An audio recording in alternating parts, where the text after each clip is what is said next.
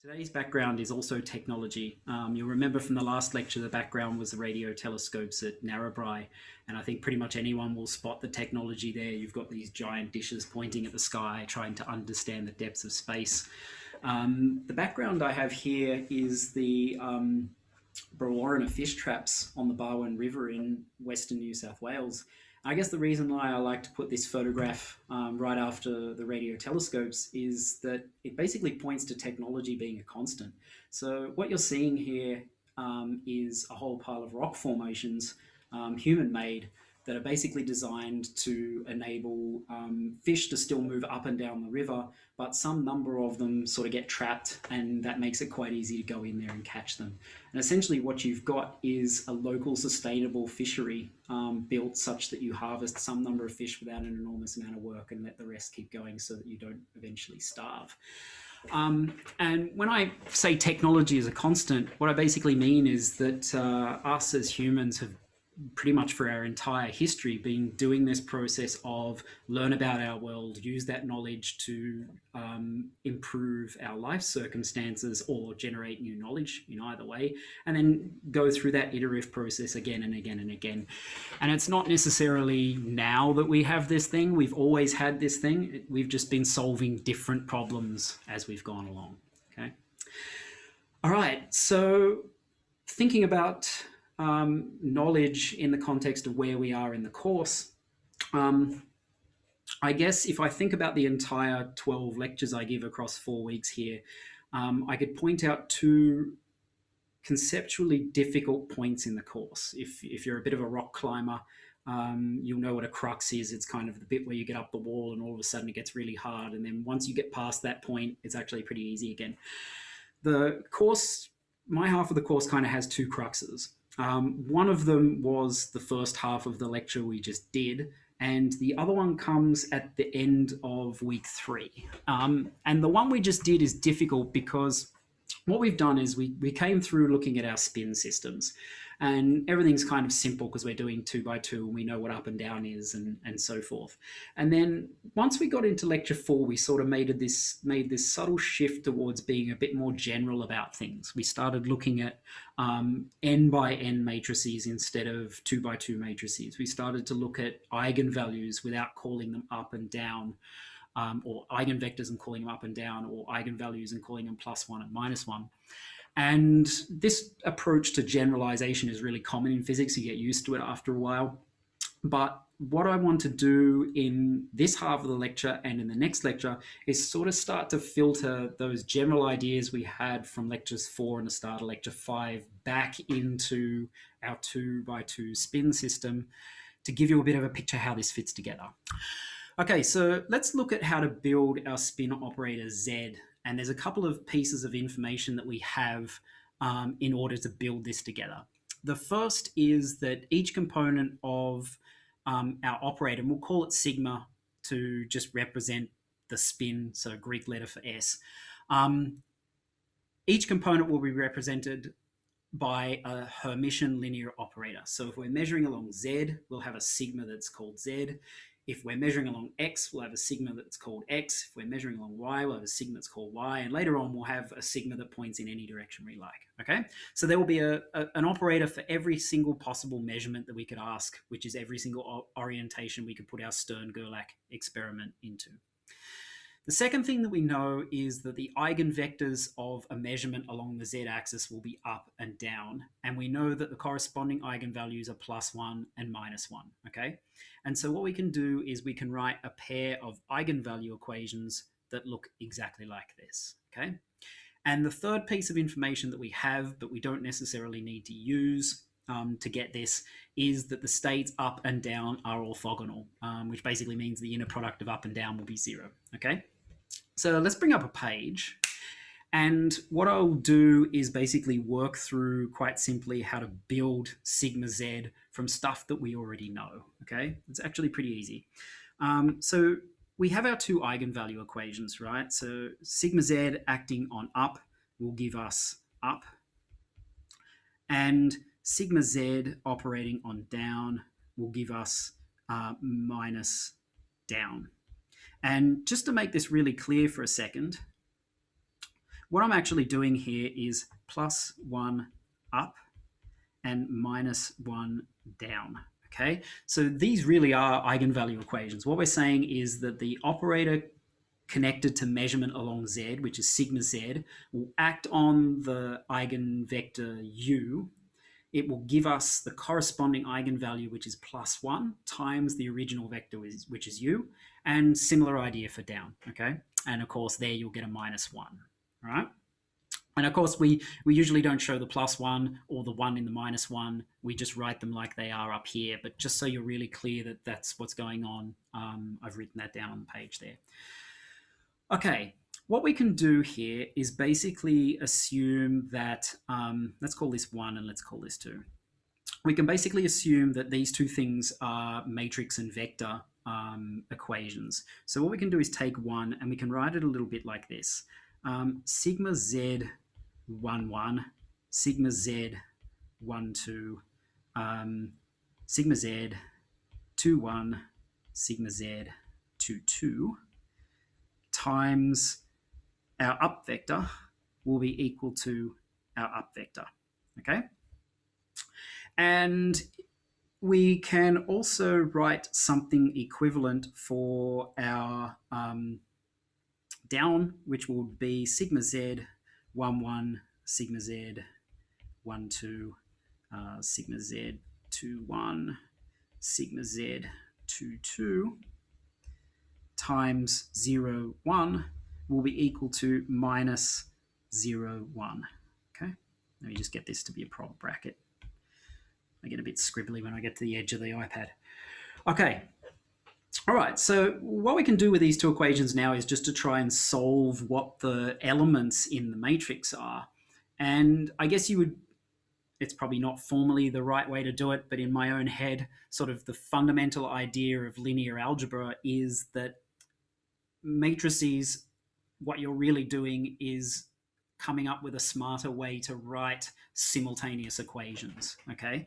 So if we look at 1, what we know is that if we do our multiplication in here, let me do this one explicitly. Sigma z 1, 1 times 1 plus sigma z 1, 2 times 0 will be equal to the element at the top, which is 1, okay? And if we do this, basically what we'll arrive at is sigma z 1, 1 is equal to 1, right?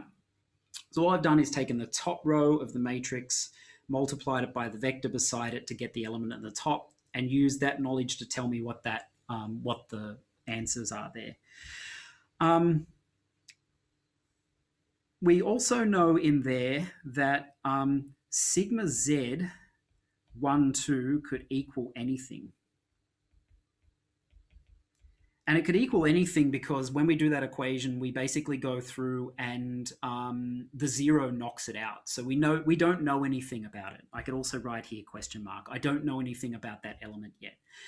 If I now think about the other multiplication, so I take the bottom row and multiply it by the vector and get the bottom element, right? What I would be getting is sigma z2 1 times 1 plus sigma z2 2 times 0 is equal to 0, okay? And if I work that through, what I know must be true is that sigma z2 1 must be equal to 0, and sigma z2 2 can also be anything I like, okay? Just working through the exact same logic for bottom row to column to bottom element. I can also apply this same logic not just to this first equation at the top, but to this second equation here, right? And so now if I go top row times the vector, I've got sigma z1 1 times 0 plus sigma z1 2 times 1 will be equal to 0. And that means that what I can do in here is go sigma z1 1, I don't know anything about it. Sigma z1 2, I know it has to be equal to 0. And then likewise, if I do the bottom, I've got sigma z2 1 times 0 plus sigma z2 2 times 1 has to be equal to 1. That means that I know that sigma z2 2 has to be equal to 1, and sigma z to 1 can be anything I like, okay? Now, what do I know? I know that these two equations that I have over here can hold simultaneously. So each of those, because it's a 2 by 2 matrix, is basically two simultaneous equations and two simultaneous equations. But I know that those two matrix equations hold simultaneously as well. So what I've really got is 4 simultaneous equations split into 2 sets that all hold together, right? And so if I look at this now, what I can do is go, I know that from this top part that sigma z11 is 1, or from this bottom part could be anything, and 1 can be anything. It's perfectly okay. So what I can do is I can make it 1. Then similar, I can look at this sigma z21 here, and of course it's 0, and it's consistent with it being anything in the second equation, so let's call it 0. Then if I look at sigma z12, my second equation tells me it's 0. The top one says it could be anything, so 0 is probably okay, consistent with both. And then this element here, sigma z22, would be 1. Actually, I've made a mistake in here, which is this has to be minus 1. Let me explain why this has to be minus 1. This has to be minus 1 because when I did the multiplication up the top here, I forgot about this minus sign at the front, right? So what I'm really doing in this second equation is going sigma z21 times 0 plus sigma z22 times 1 is equal to minus 1, right? So this element down here is minus 1, and that will give me a minus 1 in there, okay? This thing is basically just sigma z, okay? Fairly simple line of logic. The one set of elements that I can choose in there that behave themselves in terms of that equation is perfectly fine. So let's just check this for a second and make sure it works. If I take 1, 0, 0, minus 1, and I multiply it by 1, 0, what I would get is 1 times 1 plus 0 times 0 is 1. And I'd get 0 minus 1 times 1, 0. So it'd be 0 times 1 plus minus 1 times 0 is 0. So that behaves itself properly. And I would have 1, 0, 0 minus 1 times 0, 1 here. And if I do that, I will get 1 times 0 plus 0 times 1 is 0 at the top. And I would have bottom row 0 times 0 plus minus 1 times 1 is minus 1. So that'd be minus 1 in here. And of course, I can divide that by minus 1. So this would be minus 1 times 0, 1, which is just minus 0 and 1. So we know that this works, okay? 2 points here. One, when you're doing questions, keep an eye out for making little errors like that. I could have walked straight on past that if I was sloppy, but I'm always, while I'm doing these lectures, trying to think back, where am I making a mistake, and then just catch them. And the other is that when you get to an answer, sometimes it's actually, if you've got enough time and you know you can do it quickly, it's actually good just to check that your answer is consistent with what you would expect, which was this bit that we did at the bottom, okay? All right, so what we get here is basically just a matrix that looks like this. Sigma z is 1, minus 1, 0, 0. And you can see it's entirely consistent with what we were talking about in the earlier parts of the lecture, right? For our spin up, spin down system, there's two eigenvalues, plus 1 and minus 1. Those are on the diagonal, right? The off-diagonal elements are zeros, so we've got a diagonalized 2 by 2 matrix, and our eigenvectors would be 1, 0, and 0, 1. So this whole diagonalizability argument holds. And of course, this whole idea that, you know, our eigenvalues correspond to eigenvectors, which are then our basis states, that works as well, okay?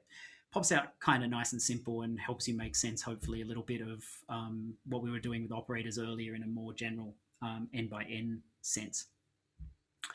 Okay, and you'll notice that these are well behaved in terms of the matrix being Hermitian as well. So the diagonal elements are real because they have to be their own complex conjugate, and the off-diagonal elements are conjugates of each other, and of course 0 is its own conjugate without any problems there. And you'll notice I never needed to use this orthogonality relation, except that I know that the two vectors up and down already are orthogonal. We proved that in an earlier lecture. Okay, so with sigma z done, we should be able to use the same tricks to get sigma x and sigma y, okay? And we can do that I'm going to do sigma x, and then I'm going to let you do sigma y for yourself for no other reason than that it's good practice in how to do this, and you'll have the answer in my notes, so you can basically consider it a sort of a homework exercise. So how we start with sigma x is we know from an earlier lecture that we had a way to write our states R and L, right? Because if we're measuring along X, our basis states or our measurable outcomes are all either spin points to the right or spin points to the left, right? We can write these as 1 over root 2 up plus 1 over root 2 down, and 1 on root 2 up minus 1 on root 2 down. Okay. And if we want to write these as vectors, they're pretty easily written as 1 on root 2, 1 on root 2, and 1 on root 2 minus 1 on root 2. Okay, and our eigenvector equations or eigenvalue equations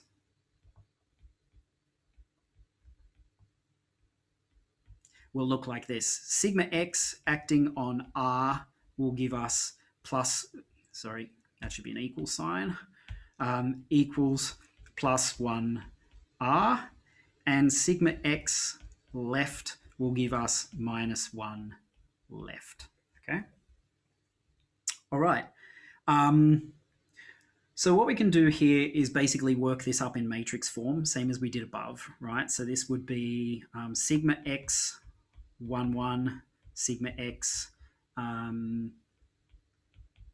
2, sigma x 2, 1, sigma x 2, 2 would be multiplied by 1 over root 2, 1 over root 2 is equal to 1 on root 2, 1 on root 2. And sigma x 1, 1, sigma x 2, 1, sigma x 1, 2, sigma x 2, 2, 1 on root 2 minus 1 on root 2 will be equal to minus 1 on root 2 minus 1 on root 2 down the bottom here. All right. Can call this equation 1, can call this equation 2. And of course, as you know, both of those correspond to two simultaneous equations. Those two eigenvalue equations both hold simultaneously. So what we're actually solving is 4 simultaneous equations that we can automatically split into 2 pairs. Okay, so the next step here is I'm going to try and pull out the equations, and you notice that I'm going to drive you and myself crazy with all these root 2's. So what I'm going to do is just factor out all the root 2's here, just to keep things nice and simple.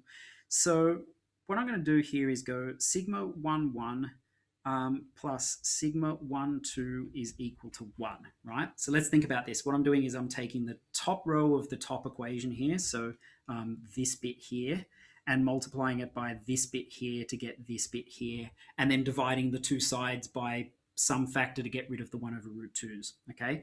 And so what I'll get is sigma 1, 1 times 1 over root 2 plus sigma 1, 2 times 1 over root 2 will be equal to 1 over root 2. Pull the 1 over root 2 out the front, divide the two 1 over root 2's out. Sigma 1, 1 plus sigma 1, 2 is equal to 1, okay? Do the same logic on the second one. So basically take the second row here, multiply it by this guy, and transfer it across to that guy. And so I would get sigma 2, 1 plus sigma 2, 2 is equal to 1. And then for the second equation, I can do the same thing. So I can take the top row times the thing to get to the end. So it would be sigma x1, 1 times 1 over root 2 plus sigma x1, 2 times 1 over root 2 will be equal to minus 1 over root 2, right? So this would, once we cancel out the 1 over root 2's, be sigma 1, 1 minus sigma 1, 2 equals minus 1. And the corresponding equation for the bottom row, when we take it across, will be sigma 2, 1 minus sigma 2, 2 is equal to plus 1, okay? I'll let you go through and work those for yourself more slowly. I've basically got half an hour to get through this, and the idea is not that you just do the half hour and you magically know it. Often for some of the things you have to do in lectures, you actually want to come back later and do it for yourself, slow down a little bit, and make sure that you get all the steps in between. In much the same way that when I write this course, I have a textbook that will jump, 15 or 20 lines of algebra. Will go, we get this, and then we do blah, blah, and then we get this. And my job is actually to sit down and do every step in that equation as well, so I can write things like my notes that actually break down the steps in the notation for you, okay? All right. So what we know is we can couple these into pairs, and we can handle those pairs one by one, okay? So what I'm going to do is I'm going to handle the first pair. I'll call it pair A and pair B. I'm going to handle pair A. And what I'm going to do is show you basically my little mathematical trick for doing simultaneous equations side by side fairly quickly. You may have your own tricks, and the point of this is not that you learn my tricks. The point of this is that you should make sure that you have a box of tricks that are just mathematical things that you know how to do. Many of you won't have had me before because I don't teach first year anymore, but when I was an undergraduate, I used to keep a book, and I used to call it like the book of maths, and I would have all my mathematical tricks in it. So whenever I was in a course and I learned some trick for doing something, I'd add it to that list. In the first few years, it was how to do little things like this, solve simultaneous equations quickly. In later years, it was approximations to use to solve equations and stuff like that. And right at the start of the exam period, I'd square off a couple of hours to actually pull out that book and have a look and just freshen in my mind all the tricks that I had for maths. And it was less a memorization of them and more a just, I can do this, I can do this, I can do this, I can do this. It was sort of just knowing what the possibilities are for solving mathematical problems. Okay, so if you don't do that already, highly encourage it. Okay, so let's break these into pairs. We've got sigma 1, 1 plus sigma 1, 2 is equal to 1. And let me just fix this 1 here just so that no one thinks it's a 2. And I've got sigma 1, 1 minus sigma 1, 2 equals minus 1. And so what I'm going to do here is actually correct myself. What I'm going to do to break up these pairs is, because all these equations hold at once, what I'm going to do is make one pair here, which I'll call A, and one pair in here, which I will call B, because that's the easier way to solve them, actually, is to split them off into the way they hook up with each other. Okay, so what I can do, and the reason why I do simultaneous equations like this, writing them as two columns, is that I work down one, then jump to the other, work down the other, and then jump between them, okay? So my first step here is that I'm going to write this equation on the left in terms of sigma 1, 1. So sigma 1, 1 will be equal to 1 minus sigma 1, 2. And then what I can do is use that up into here, okay? So if I do that, I've now got 1 minus sigma 1, 2 minus sigma 1, 2 is equal to minus 1. I can expand that out. So 1 minus 2 sigma 1, 2 is equal to minus 1. I can subtract the 1 across. So what I'll get is minus 2 sigma 1, 2 is equal to minus 2. And then sigma 1, 2 is equal to minus 1.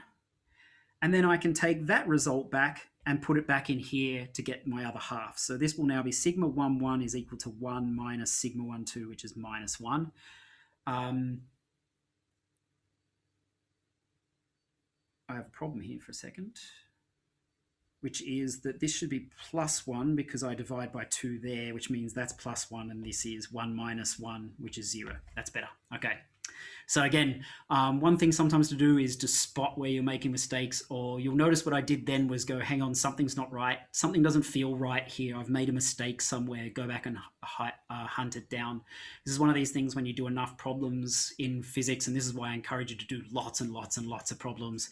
You get used to when that weird feeling, it's like the heebie-jeebies when you're walking out in the bush at night and you think that, something is watching you. I get the same thing when I do maths like this. I get to this point, I go, hang on, something's not right here. I've made a mistake. I must have. And I go back and find it like I just did. Okay. All right. So that's got that one solved. And then we can do the other two in part B up here.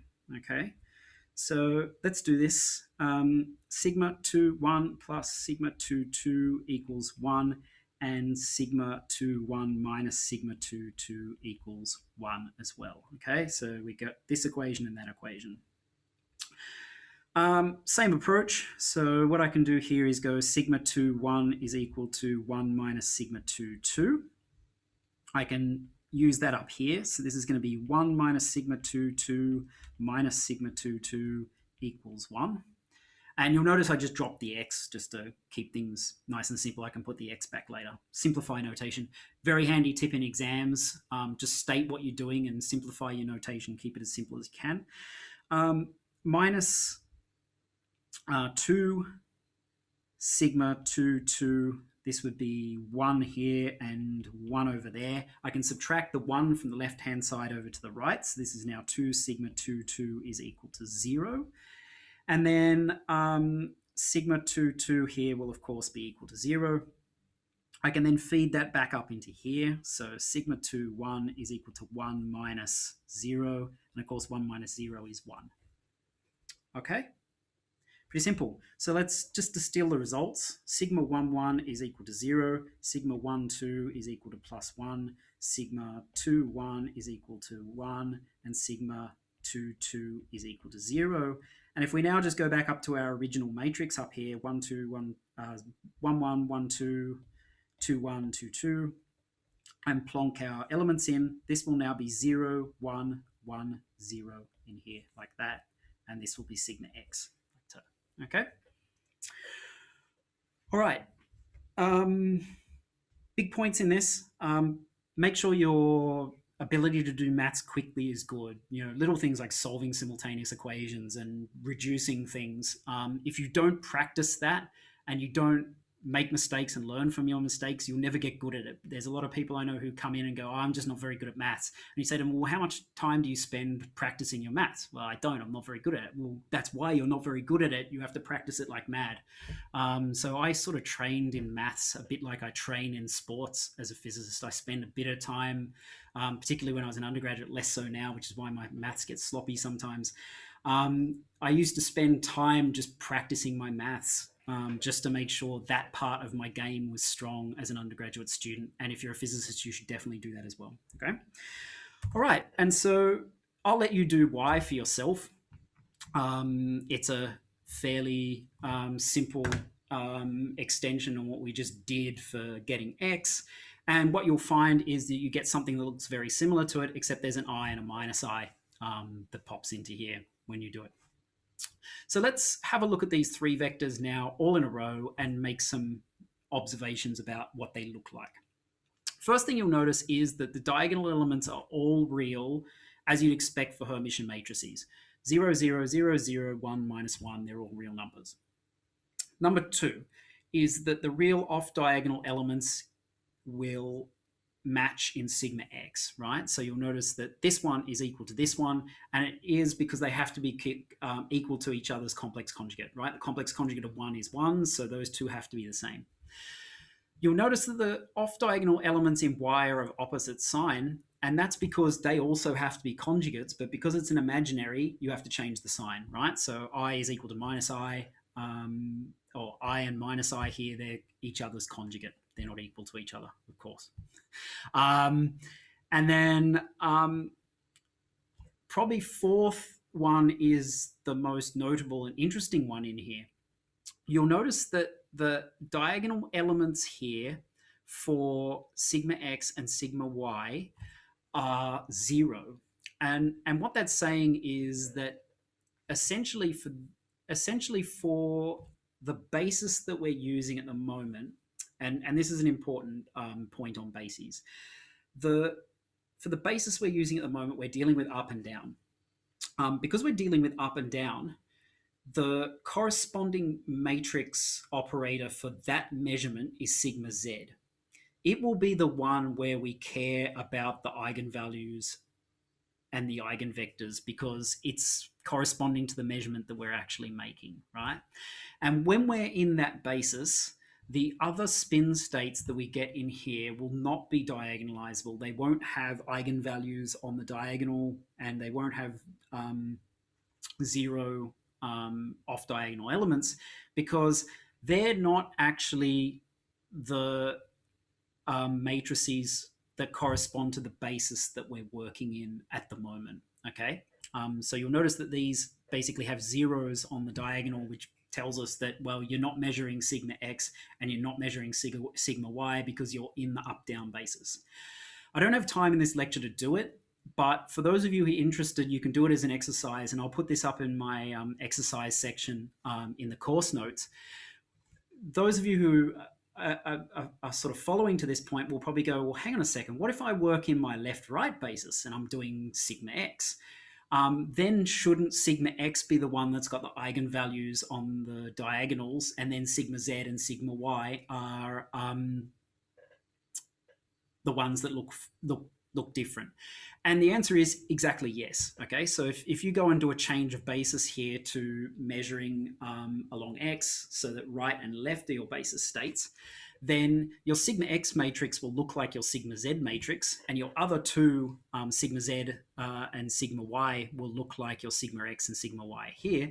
And all you're really doing is just changing the basis. Okay, so in this sort of spin thing, which basis it is you choose will determine which one of these three operators will look like the form that has the eigenvalues for the measurable outcomes on the diagonal, and the other two will have the corresponding form themselves. Okay, there's two ways to do that problem. One is to just go back and work through all the algebra we did for the different bases.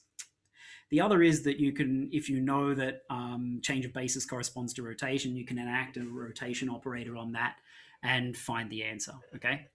If people want to try the second option using rotation matrices, if you're a really keen student, you want to practice your skills, have a crack. I'm happy to have a look at it if you manage to do it or get stuck. It's always cool to have a little bit of extension problems in the course. The thing you have to be really careful about is that people then start to make the assumption, well, you know, if I operate sigma z on my state, then I'm doing a measurement of sigma z. The answer to that is not quite. Okay, so the job of spin operators, sigma z, sigma x, sigma y, or any operator that's connected to an observable for that matter, is to tell you what the measurement outcomes can be. That's all its job is in the end. And so formally, the spin operators take a form so that the eigenvectors will be the possible state vectors resulting from the measurement. In other words, you know, what you'll get is up and down, and the corresponding eigenvalues you will get is +1 and -1, which corresponds to physically what the angular momentum is. Okay, and you'll remember that we basically turned h bar into 2 at the start so that we can make that be 1.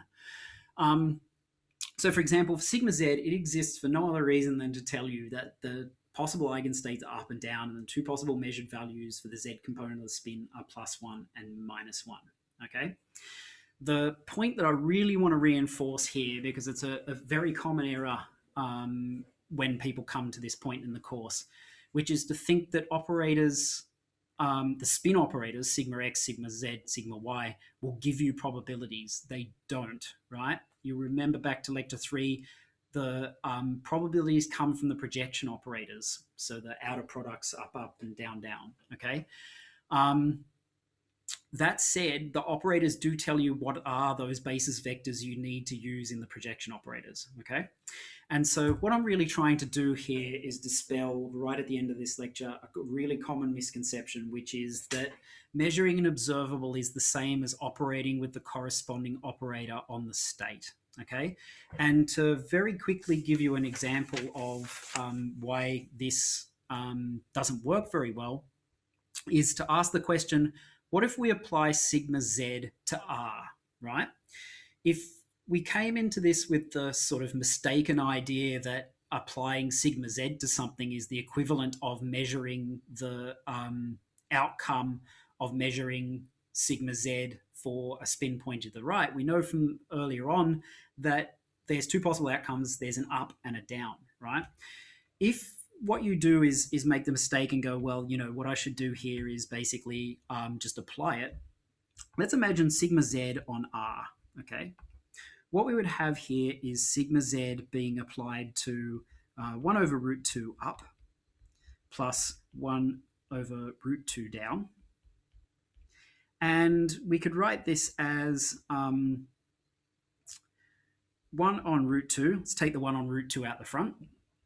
It would be our matrix operator, 1, 0, 0, minus 1, times 1, 0 here, plus 1, 0, 0, minus 1 times 0, 1, like that, okay? If I do this, I can do the multiplication. So I've still got my 1 over root 2 out here. I would have 1 times 1 plus 0 times 0 is 1.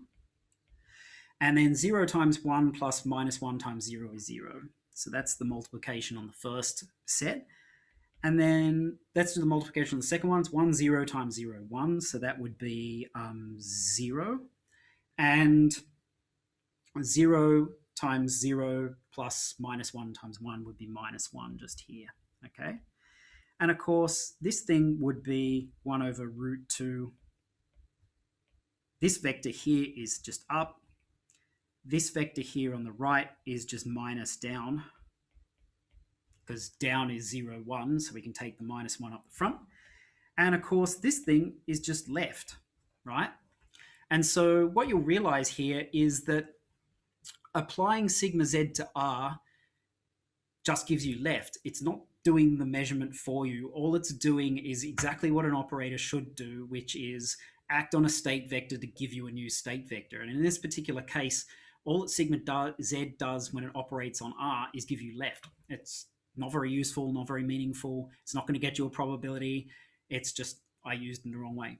If you use sigma z on up, in contrast, sigma z on up will give you up, and that's telling you that up is an eigenvalue of sigma z, an eigenvector of sigma z, and the corresponding eigenvector is +1. And so what it's telling you is that one of the measurement outcomes for sigma z is up, and the corresponding eigenvalue is +1.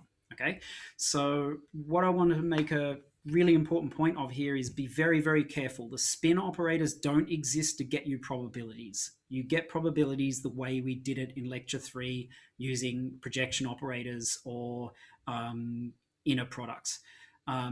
Spin operators exist primarily to tell you what the eigenvalues and eigenvectors are. And as we'll see in the next lecture, you can build them together in order to extend the problem out into measuring the spin along any particular direction you're interested in. Okay, so I think I'll finish there and see you in the next lecture.